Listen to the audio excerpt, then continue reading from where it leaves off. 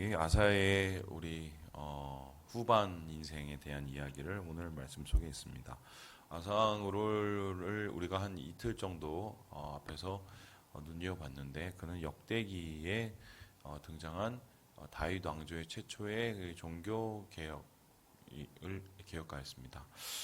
그래서 유다 전체에 있는 산당을 제거하려고 노력을 했고 이방 신상과 우상을 무너뜨리려고 애썼습니다. 그리고 이러한 노력을 하나님께서 기뻐하셔서 그의 손에 승리를 붙여주셨는데 특별히 구스로부터 오는 군대를 무찌르게 하셨을 뿐만 아니라 이 북쪽 이스라엘의 땅까지 그의 영향력이 미쳐서 이스라엘 그 베델이죠. 베델에까지 이 종교 개혁을 영향력을 미치는 뭐 이런 모습을 보여주었습니다. 그래서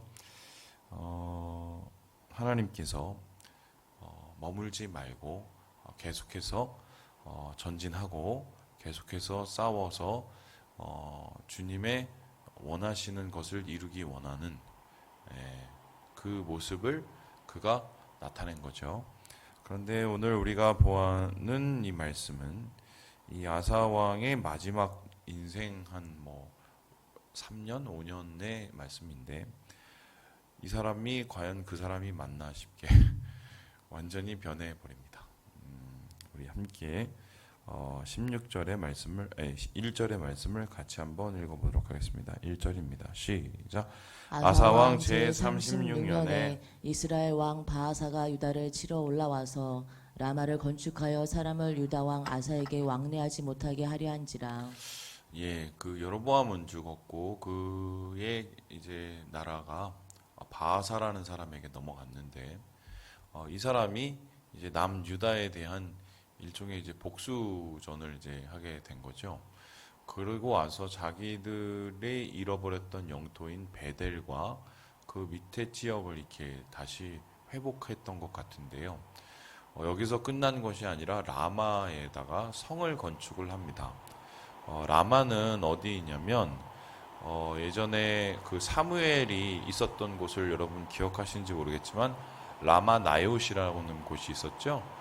이 라마는 베델과 예루살렘 사이에 있는 지역입니다. 그런데 예루살렘으로부터 고작 10km도 안 되는, 짧게는 5km, 길게는 돌아가도 10km도 안 되는 바로 코앞의 길이었습니다.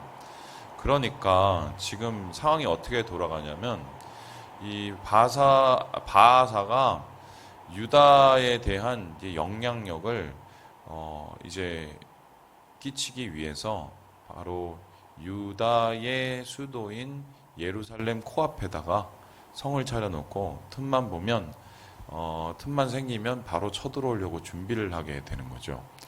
이런 상황 가운데서 아사는 고민을 많이 했던 것 같습니다. 그리고 그가 예전만큼 젊은 것도 아니고 그리고 그의 나라가 예전만큼 강성했던 것도 아니겠죠. 옛날에 같이 싸워서 이겼던 사람들은 나이가 30년이 지나버렸으면 이제는 세대가 바뀌어버린 건데요. 이 상황 속에서 아마 고민을 했던 것 같고요. 그래서 그의 내려진 이 첫 번째의 해결 방법이 뭐였느냐? 바로 아람 왕을 찾아가는 것이었습니다. 우리 함께 우리 3절의 말씀을 같이 한번 읽어보도록 하겠습니다. 시작. 내 아버지와 당신의 아버지 사이에와 같이 나와 당신 사이에 약조하자. 내가 당신에게 임금을 보내노니 와서 이스라엘 왕 바하사와 세운 약조를 깨뜨려 그가 나를 떠나게 하라 하매. 이런 거예요. 여러분 기억하시죠? 옛날에 고구려 백제 신라 이렇게 있잖아요. 그러면은 어떨 때는 그 고구려가 세지면은 백제하고 신라가 편먹고 그리고 백제하고 또 고구려하고 편먹어서 또 신라를 치려고 그러고 그러면 신라는 다시 당나라하고 또 편을 먹고 이게 계속 있었죠. 지금 그 유다를 둘러싼 정치 지형도 거의 비슷하게 돌아갔는데요. 이 당시에 바하사 왕이 좀 국력을 기르고 힘을 내서 유다를 이 뭔가 공격하려고 했던 이유가 뭐냐면 이 뒷배가 든든했던 거예요. 왜냐면은 공격을 하면 뒤에서 뒤통수를 때리면 안 되잖아요. 근데 그 뒤통수에 해당하는 아람이라는 나라가 자기하고 이제 화친을 맺었기 때문에 그 아람이라는 나라의 이 뒷배경을 깔고 유다를 이렇게 점령하려고 했던 거죠. 그런데 이 아사 왕은 저 아람 왕을 설득을 하면 그래서 저들이 오히려 이 배신을 하게 만들어서 우리 편이 될 수 있다면 이 전쟁이 아주 쉽게 끝날 수 있겠구나라고 아주 지극히 인간적인 너무 당연한 생각을 하게 됩니다. 그래서 은금을 찾아가서 그 베나닷이라는 왕이죠. 이 베나닷이 왕이죠. 그냥 왕인데 그 찾아가서 부탁을 했죠. 야, 니네 저 북이스라엘하고 친하게 지내지 말고 우리랑 친하게 지내자. 우리가 돈을 더 많이 줄게. 이렇게 딜을 한 거예요. 대신에 니네가 좀 이렇게 배신을 해줘. 그런데 이제 베나닷이 거기에 넘어갔습니다. 왜냐하면은 돈을 더 많이 주니까. 그러고 나서 아사와 함께 이 바하사, 그러니까 북이스라엘을 공격하게 되었고요. 이러면서 아사의 골칫덩어리였던 북이스라엘의 공격이 해결되는 듯 했습니다. 그런데 이때 갑자기 이 선견자 하난이라는 사람이 나타납니다. 그리고 아사 왕에 대해서 이렇게 얘기를 하는데요. 우리 함께 7절의 말씀을 같이 한번 읽어보겠습니다. 7절입니다. 시작. 그때의 선견자 하나니가 유다 왕 아사에게 나와서 그에게 이르되 왕이 아람 왕을 의지하고 왕의 하나님 여호와를 의지하지 아니하였으므로 아람 왕의 군대가 왕의 손에서 벗어났나이다. 꾸짖었어요. 왜냐하면은 하나님을 의지해야지 왜 아람을 의지하냐. 근데 아마 이 얘기를 들었을 때 아사는 굉장히 답답했을 거예요. 아니 우리나라가 작고 그리고 저렇게 바하사가 저렇게 국력이 강하고 군대도 준비도 많이 했는데 그럼 그냥 눈 뜨고 그냥 먹히라는 소리냐 뭐 이 소리인데요. 하나님이 원하신 건 그랬죠. 아사가 종교개혁을 할 때 하나님의 뜻을 쫓아서 개혁을 했고 그 뜻을 쫓아서 간 아사를 하나님이 도우셔서 승리케 하셨지 않습니까? 그러니까 먼저 그의 나라와 그의 의를 구하는 것이 먼저고 그리고 인간적인 방법을 찾는 것은 사실은 한참 뒤죠. 그런데 지금 아사는 그 순서를 뒤바꿔 버렸어요. 만일에 아람에게 가서 화친을 청하더라도 그것이 하나님의 뜻인지 아닌지를 먼저 물어봐야겠죠. 그리고 하나님의 뜻이 아니라면 포기해야 되는 게 맞는데 아사는 그런 생각조차 하지도 못하고 아주 지극히 상식적인 방법과 인간적인 방법으로 이 일을 해결하려고 했습니다. 만일 이런 일을 다른 나라에서 했다면 아마 아사 왕과 같은 그런 사람을 박수를 쳐줬겠죠. 우리를 이 외교적인 전술로 승리케 해줬구나. 그런데 하나님의 눈에 봤을 때는 이게 절대로 잘한 일이 아닌 거예요. 왜냐하면 하나님의 뜻과 상관없고 하나님을 의지하는 것과는 정반대인 사람 의지하는 삶을 그가 걸었기 때문입니다. 그래서요, 그래요. 예. 왜 이렇게 됐을까? 한번 고민을 해보는 거죠. 왜? 제가 이제 가끔씩 막 이렇게 얘기하면은 좀 싫어하시는 분도 있는데 저는 이제 70에 하나님 앞에 데려가 달라고 계속 기도하고 있거든요. 그 이유가 뭐냐면 이게 목회자들 중에 특별히 이제 하나님께서 좀 사용하셨던 그런 분들 중에 연세가 드시고 그리고 나서 후배 목회자들에게 본이 되시는 분이 극히 드뭅니다. 오히려 이제 연세가 드시면 그런 것 같아요. 첫 번째는 뭐냐면 약해지잖아요. 약해지면은 사실 자기가 의지할 만한 뭔가를 이렇게 찾아요. 그리고 연세가 드시면 경험이 많지 않습니까? 그러면 그 경험을 토대로 행동을 결정합니다. 그리고 또 연세가 드시면 이 생각이 이렇게 좁아지죠. 경험이 많다는 건 두려움이 많아진다는 거고, 두려움이 많다는 건 판단이 좁아질 수 있다는 소리인데요. 지금 아사가 전형적으로 그러한 이 선택을 하게 되는 거죠. 자기는 지금 늙었고, 자기는 지금 어떻게 보면 약하고, 뭐 이런 것들이 오고, 그런데 바하사는 지금 저 칼을 들고 나를 쫓아오고, 마음이 급해졌죠. 급해진 마음에 인간적인 방법으로 이 일을 자기의 정치적 연륜으로 해결하려는 뭐 이러한 이 모습을 보였는데 결론적으로 이것이 유다의 나라의 손해가 되었고요. 또한 아사 왕은 이 때문에 어떻게 보면 수명이 짧아지고 그의 인생이 끝나버리는 결론이 내려지게 됩니다. 그런데 사실은 인간적인 방법으로 위기를 탈출하려는 노력보다 더 심한 실수를 아사가 해요. 크게 두 가지인데요. 이 첫 번째가 뭐냐면요. 우리 같이 한번 10절의 말씀을 읽어보겠습니다. 10절입니다. 시작. 아사가 노하여 선견자를 옥에 가두었으니 이는 그의 말에 크게 노하였음이며 그때 아사가 또 백성 중에서 몇 사람을 학대하였더라. 첫 번째는 안 들어요. 그러니까 인간적인 방법을 찾는 것보다 더 안 좋은 게요. 안 듣는 거예요. 하나님의 말도 안 듣고 사람의 마음도 듣지 않습니다. 소통이 안 되죠. 소통이 안 되니까 불통이라고 그러고 불통인데 고집까지 있으면 고집불통이라고 합니다. 그래서 아사는 고집불통이 되어서 어떻게 보면은 전혀 하나님의 말을 듣고서도 그 말에 수긍하지 않고 오히려 하나님의 말을 전한 이 선지자를 지금 굉장히 모욕하고 압박하고 핍박하기까지 하죠. 이거는 하나님에 대한 모욕이며 하나님에 대한 핍박으로 보셨기 때문에 하나님께서는 이러한 아사의 행동을 심각하게 받아들이시고 징계하기로 작정을 하셨습니다. 그래서 실제적으로 이 나라가 이 아사 이후에 조금씩 기울기 시작을 했고요. 그리고 아사 자신에게도 어려움이 닥쳐왔는데요.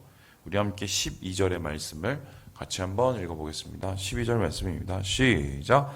아사가 왕이 된 지 39년에 그의 발이 병들어 매우 위독했으나 병이 있을 때에 그가 여호와께 구하지 아니하고 의원들에게 구하였더라. 나라는 기울어가고 아사는 자신은 병에 걸렸습니다. 그런데 그 병의 수준이 한 3년도 채 안 된 거죠. 위독했어요. 매우 위독했어요. 그러니까 지금 숨이 꼴딱꼴딱 넘어가는 거예요. 그러면 이런 상황에서 보통 사람들은 자기의 죽음을 눈앞에 두면 착해집니다. 착해져서 예를 들어서 제가 보면은 뭐 이렇게 제가 겪었던 그 이제 뭐 암 환자라든가 아니면은 뭐 이렇게 좀 힘든 병을 가졌던 분들이 스타일이 뭐냐면 옛날에 조금 되게 막 악착같이 살거나 아니면 굉장히 쫓겨 살던 분들이 이 병이 걸리잖아요. 그럼 마음이 되게 약해져요. 그래서 보통 어떻게 되냐면은 내가 죄를 져서 이 병에 걸렸나 이렇게 생각을 하시는 경우가 많더라고요. 꼭 그렇지도 않은데 그러고 나서 이제 어떻게 하냐면 그 자기가 실수를 하거나 자기가 상처를 줬던 사람들한테 이게 가서 미안하다고 얘기하시는 분도 제가 많이 봤어요. 그래서 저한테도 어떤 분이 오셔갖고 그때 미안했다고 저한테 이렇게 갑자기 연락하신 분이 있어요. 그래서 이 마음이 약해져요. 이게 좀 정상적인 거거든요. 그런데 아사는 지금 위독해졌고 나라가 기울었으면 고민을 해서가 될 거 아니에요. 이거 왜 이렇게 된 거지? 왜 나는 이렇게 아프지? 그런데 오늘 보니까 위독했는데도 의원들을 찾고 하나님께 기도를 하지 않습니다. 그죠? 왜 그랬을까? 왜 그랬을까? 뭐 우리가 이 사람 마음을 다 알 수는 없으나 저는 둘 중에 하나가 아니었을까 싶은데 1번 자존심. 예.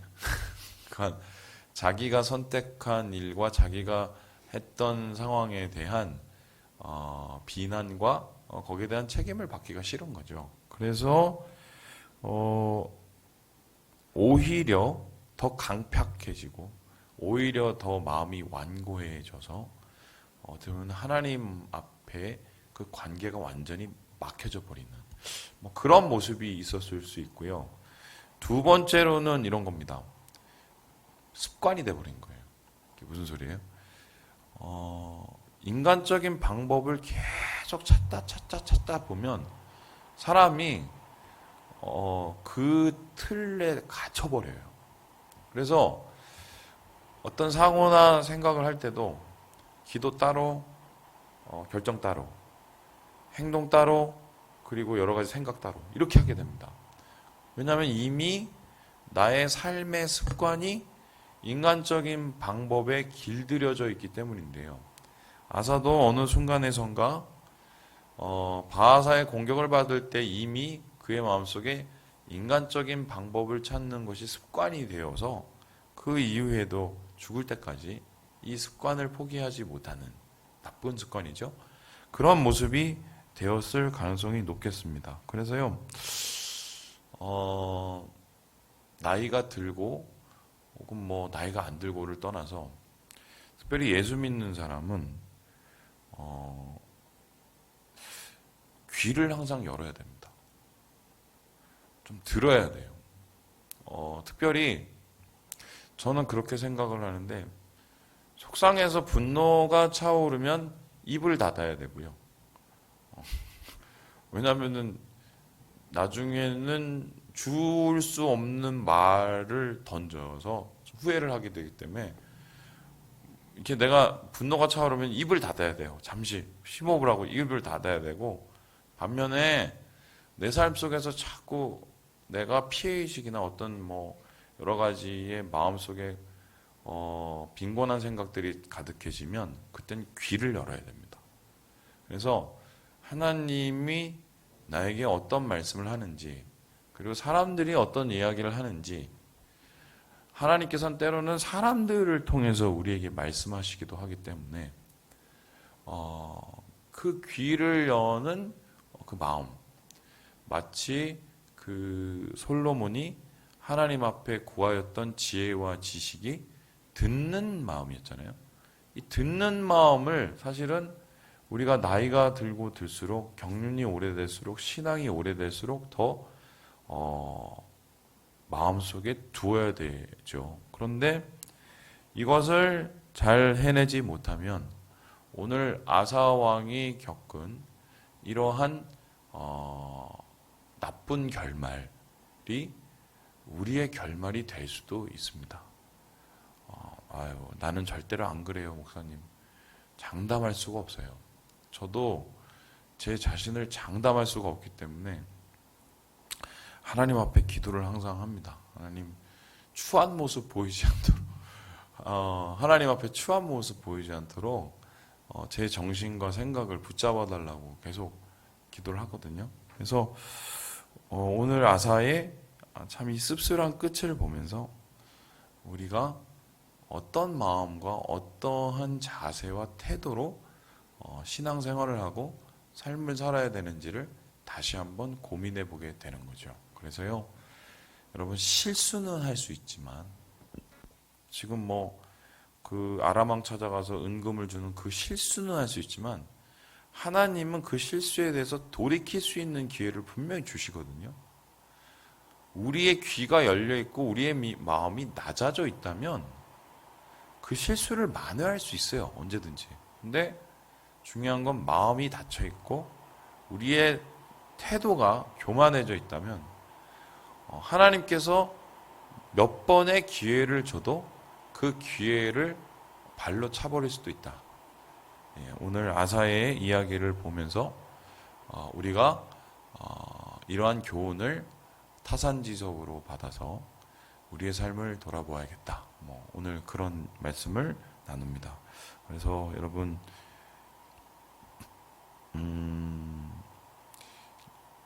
성도들은 청개구리가 되면 안 됩니다. 항상 귀는 여시고 말은 조금 늦게 하시고 그래서 하나님의 뜻을 구하여 주의 은혜 가운데 오늘 승리하시기를 주님의 이름으로 축원합니다.